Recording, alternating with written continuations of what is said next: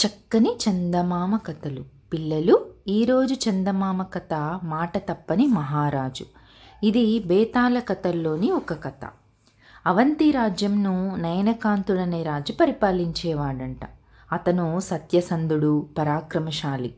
అతనికి ప్రజల్లోనే కాకుండా చుట్టుపక్కల సాటి రాజుల మధ్య కూడా మంచి పేరుండేది. అతన్ని అందరూ మాట తప్పని మహారాజు అని పిలిచేవారంట. అయితే ఒకసారి నయనకాంతుడు వేటకు వెళ్తాడు. అక్కడ ఒక పాము అతని కళ్ళల్లో విషం చిమ్ముతుంది. అందువల్ల అతను చూపు కోల్పోతాడు. మళ్ళీ చూపు పొందడానికి చాలా ప్రయత్నాలు చేస్తాడు. ఎంతోమంది వైద్యులతోటి చికిత్స చేయించుకుంటాడు. కానీ లాభం లేకపోయింది. అందుకని అతను చాలా దిగులు పడేవాడంట. చివరి ప్రయత్నంగా ఒక చాటింపు వేయిస్తాడు. అదేంటంటే, తనకు చూపు తెప్పించిన వారికి 1,00,000 బంగారు కాసుల వరకు కానుకగా ఇస్తా అని. అప్పుడు యజ్ఞవల్కుడు అనే ఒక పండితుడు మహారాజు దగ్గరకు వస్తాడు.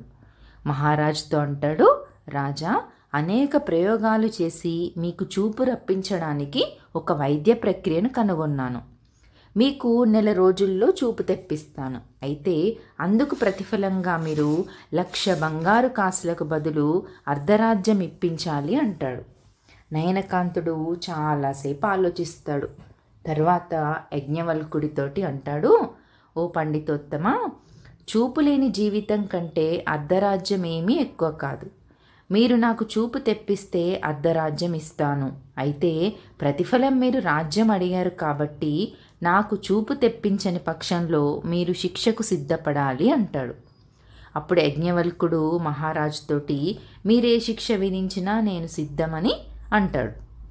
అప్పుడు రాజు అంటాడు, సరే, చూపు రప్పిస్తే అర్ధరాజ్యం, లేకపోతే శిరచ్ఛేదనం అంటాడు.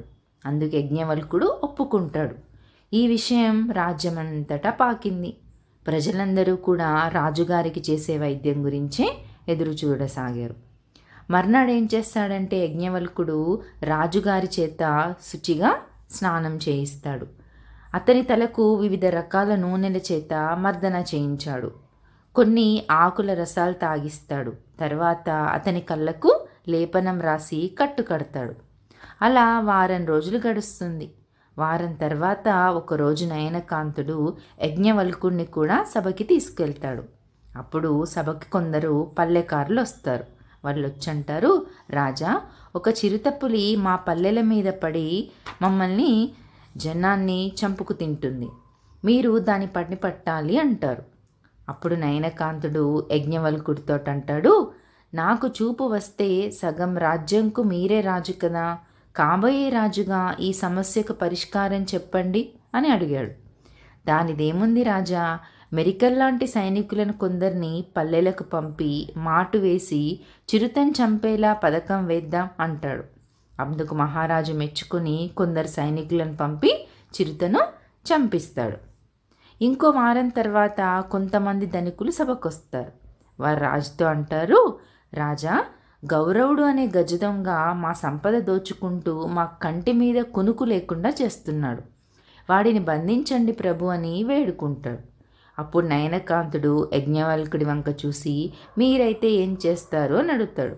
అప్పుడు యజ్ఞవల్కుడు అంటాడు, రాజా, కొంతమంది గూఢాచారులని దొంగలుగా రాజ్యం నలుమూలలకు పంపండి. వారు తప్పకుండా గౌరవుడి దృష్టిలో పడతారు. అతను వాళ్ళను తన ముఠాలో కలుపుకుంటాడు. అప్పుడు మన గూఢాచారుల ద్వారా అతడు ఏ ధనికుడి ఇల్లు దోచుకోవడానికి పథకం వేస్తున్నాడో తెలుసుకొని తేలిగ్గా బంధిద్దామంటాడు.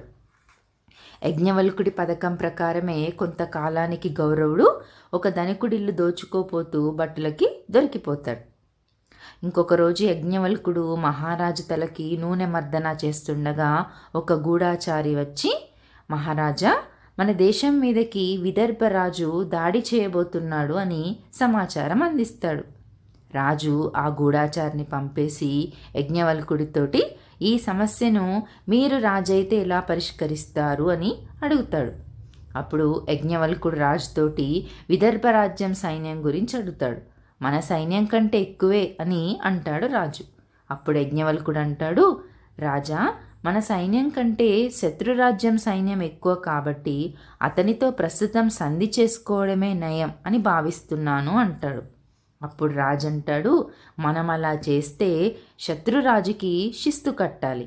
ఆ శిస్తు కోసం ప్రజల మీద పన్నులు వేయాలి. ప్రజలు కష్టాల పాలవుతారు. అంతేకాకుండా శత్రురాజు మన దేశ ప్రజల్ని బానిసలుగా చూస్తాడు. అంతకంటే వాడితోటి యుద్ధం చేసి విజయమో వీర స్వర్గమో తేల్చుకుంటే మంచిది అంటాడు. అయితే యుద్ధంకి సిద్ధపడతారా అని అడుగుతాడు యజ్ఞవల్కుడు. నాకు చూపు తెప్పిస్తే తప్పకుండా యుద్ధం చేస్తాను అంటాడు నయనకాంతుడు. రాజా, రేపటితోటి మీకు చేస్తున్న చికిత్స ముగుస్తుంది, మీకు తప్పకుండా చూపు వస్తుంది అని అంటాడు. మర్నాడు కళ్ళకు కట్టు తీస్తాడు. రాజుకి స్పష్టంగా అంతా కనిపిస్తుంది. రాజు పట్టరాని సంతోషంతో ఆ పండితుణ్ణి కౌగిలించుకుంటాడు.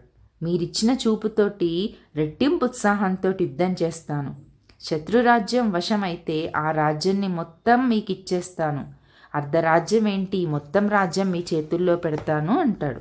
అప్పుడు యజ్ఞవల్కుడు, మహారాజా, మీరు మాట తప్పరని తెలుసు, విజయీభవ అని ఆశీర్వదిస్తాడు. నయనకాంతుడు తన రాజ్యం మీదకు దండెత్తి వచ్చిన విదర్భరాజును ఎదుర్కొంటాడు. అతన్ని సంహరిస్తాడు కూడా. అతని రాజ్యం మొత్తం నయనకాంతుడి వశం అవుతుంది. అప్పుడు తను జయించిన రాజ్యంను యజ్ఞవల్కుడికి అప్పగించాలనే కోరికతోటి అంతఃపురంకి చేరుతాడు. యజ్ఞవల్కుడి కోసం కబురు పంపిస్తాడు. అయితే భటులు వచ్చి అంటారు, రాజా, మీ విజయవార్త వినగానే యజ్ఞవల్కుడు ఎవరితో ఏం చెప్పకుండా ఎటో వెళ్ళిపోయాడు అంటారు. నయనకాంతుడు యజ్ఞవల్కుడి కోసం ఎంతో వెతికిస్తాడు. అయినా ప్రయోజనం లేకపోయింది. ఇక ఇంతవరకు కథ చెప్పిన బేతాళుడు విక్రమార్కుడిని ఒక ప్రశ్న వేస్తాడు. అదేంటంటే, పిల్లలు, రాజు అర్ధరాజ్యం మాత్రమే కాకుండా పూర్తి రాజ్యంని పొందడానికి అవకాశం ఇచ్చినప్పుడు యజ్ఞవల్కుడు ఎందుకు వెళ్ళిపోయాడు? ఈ ప్రశ్నకు సమాధానంగా విక్రమార్కుడు ఏం చెప్తాడంటే, యజ్ఞవల్కుడు చిన్న చిన్న విషయాల్లో సలహాలు బాగానే ఇచ్చాడు, కానీ యుద్ధం ప్రస్తావన వచ్చినప్పుడు పిరికి వాళ్ళ ప్రవర్తించాడు. మహారాజు విజయమో వీర స్వర్గమో అనే నిశ్చయానికి వచ్చినప్పుడు యజ్ఞవల్కుడు రాజుకి కావలసిన ముఖ్య లక్షణాలేంటో అర్థం చేసుకున్నాడు. తన స్వార్థంతో అర్ధరాజ్యం కోరితే మహారాజు మాత్రం ప్రజల కోసం ప్రాణాలకు తెగించి యుద్ధానికి సిద్ధపడడం అతనిలో మార్పు తెచ్చింది. రాజుకి పదునైన బుర్రతో పాటు ధైర్యం, యుద్ధకళల్లో ప్రావీణ్యం, ప్రాణత్యాగానికి వెరవని నిస్వార్థ భావం ఇవన్నీ ఉండాలని యజ్ఞవల్కుడు గ్రహించాడు. అందుకే తనకి రాజుకి కావలసిన లక్షణాలు లేవని గ్రహించి వెళ్ళిపోయాడు అని సమాధానం చెప్తాడు. పిల్లలు, ఇంతటితోటి కథ కంచికి మనం ఇంటికి.